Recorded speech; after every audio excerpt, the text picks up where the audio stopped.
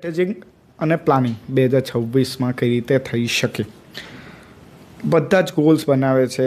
IT service કંપનીના goal setting હોય તો મેઇન ડેટા પોઈન્ટ શું હોવા જોઈએ ગોલ જ્યારે પણ ગોલ સેટઅપ કરીએ ત્યારે?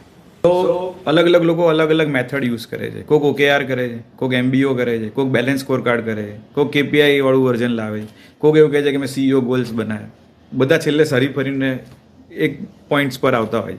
તો તમે ધારો કે એક સર્વિસ કંપનીના કે સોલ્યુશન કે પ્રોડક્ટ કંપનીના ઓનર છો આઈટીમાં, તો કયા કયા એરિયા તમારા ગોલના સેક્શન હોવા જોઈએ? હું સેક્શનના હેડિંગ કહીશ, મેથડ તમારી કોઈ પણ હોઈ શકે. તો શરૂઆત ધંધાની ધારો કે તમે એવું કહો છો પ્રોફિટ માટે છે, તો તમારા સેલ્સ, રેવન્યુ અને કોસ્ટ આ ત્રણને પેરામીટરને જોઈને પ્રોફિટ માર્જિન કેવી રીતે ચાલે છે ચેક કરવું છે. That is maybe first most interesting thing people look at. બીજો સેક્શન મારા હિસાબે જે સૌથી ઇમ્પોર્ટન્ટ છે, જેના લીધે આ આઉટપુટ આવે છે, કહેવાય સ્ટ્રેટેજી. તમે એઝ એ કંપની કઈ કઈ સ્ટ્રેટેજી ચેન્જ કરો છો, which includes your marketing strategy, which includes your offerings, કે તમારા મેન્યુમાં નવી કઈ વસ્તુ આવવાની છે, કઈ વસ્તુ કાપવાના છો. નેક્સ્ટ તમારી કંપની 2 વર્ષ પછી શેના માટે જાણીતી હશે. આ બધા સ્ટ્રેટેજિક પોઈન્ટ્સ છે. કઈ ટાઈપની ટીમ બિલ્ડ કરશો, એક કન્ટ્રીમાં છો તો તમારું નેક્સ્ટ ડેવલપમેન્ટ સેન્ટર ક્યાં હશે, કાં તો કઈ ટાઈપના માણસો એડ કરશો, સિનિયર્સ લેશો, મિડલ લેશો કે બોટમ. આ બધા સ્ટ્રેટેજિક ઇનપુટ્સ છે. તમે ધારો કે કોઈ પ્લેટફોર્મની પાર્ટનરશિપ લેશો કે નહીં, સો આ બધું સ્ટ્રેટેજિક વર્ક છે. જ્યારે બી સ્ટ્રેટેજી એક્ઝિક્યુટ કરવાની આવે તો આપણે બધા રોબોટવાળી કંપની નથી, માણસવાળી કંપની છે. તો નેક્સ્ટ બેસ્ટ ક્વેશ્ચન છે કે આ કરશે કોણ? સો પીપલ ગોલ સેટ કરવા પડે, એનું બજેટિંગ કરવું પડે.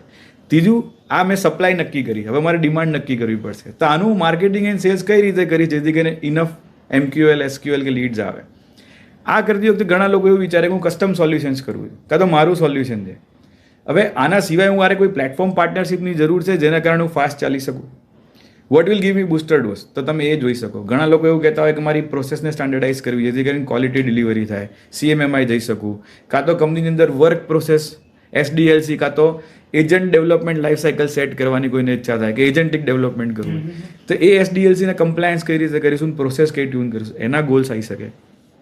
એના સિવાય તમારા ફિનાન્સ અને વેલ્થ મેનેજમેન્ટના ગોલ આવી શકે. એના સિવાય તમારા PR અને પર્સનલ બ્રાન્ડિંગ અને કંપનીના બ્રાન્ડિંગના ગોલ્સ આવી શકે. સો દેર આર. અને બીજું એક interesting infrastructure with AI coming in, તમારી સોફ્ટ ઇન્ફ્રાસ્ટ્રક્ચરની કોસ્ટ વધે છે. ફિઝિકલ ઓફિસની વાત નથી કરી રહ્યો. તમે કદાચ ટૂલ્સ વાપરશો, કદાચ તમે SaaS પ્લેટફોર્મ વાપરશો, કદાચ AI સ્પેન્ડ તમારો વધશે. સો એ બી તમારો ઇન્ફ્રાસ્ટ્રક્ચર કોસ્ટની અંદર આવશે કે how much you are going to burn to generate output. So આ બધા સેક્શન જ્યારે તમે ભરો ને ત્યારે આખું કંપનીનું ગોલ સ્ટ્રક્ચરનું માળખું થાય.